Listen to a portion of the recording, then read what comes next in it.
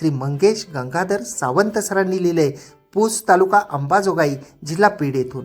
Sir लिहित आहेत वरदान या शीर्षकाखाली की देवा आई बाबांसाठी मी वरदान मागतो, सेवेत त्यांच्या मी बघ दिवस रात्र जागतो. सेवेत त्यांच्या मी बघ दिवस रात्र जागतो, आई बाबांसाठी देवा मी हे आयुष्य जगतो. वाह वाह.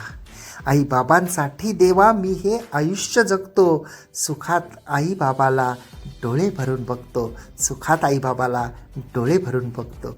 तर वरदान प्रत्येकजण स्वतःसाठी मागत असतो, परंतु श्री मंगेश गंगाधर सावंत सरांनी राहणार पूस तालुका अंबाजोगाई जिल्हा बीड येथून एक वरदान मागितलेलं आहे या रचनेमध्ये. आणि ते मागितलेलं आहे ते आपल्या आईबाबांसाठी मागितलेलं आहे. आणि त्यांच्या सेवेमध्ये मी दिवस रात्र जागत असतो असं शब्दांकन करून सरांनी लिहिलं आहे की आईबाबांसाठी देवा मी हे आयुष्य जगतो, सुखात आईबाबाला डोळे भरून बघतो. आणि यापेक्षा मोठं सुखच जगात असू शकत नाही, नाही का?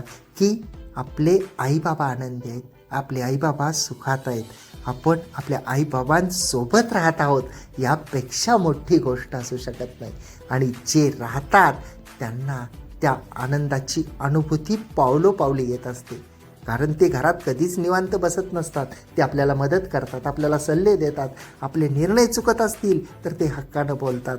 आणि खूप वेळा आपण आपल्या व्यापामध्ये बऱ्याच गोष्टी विसरून जातो. खूप सारी अशी गोष्टी, अशी कामं असतात जे आपण विसरून जातो, जे ते आठवणीनं लक्षात ठेवून आपल्याला सांगत असतात.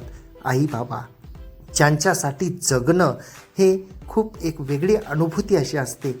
तर खूप सुंदर असं वरदान सरांनी शब्दबद्ध केलेलं होतं आणि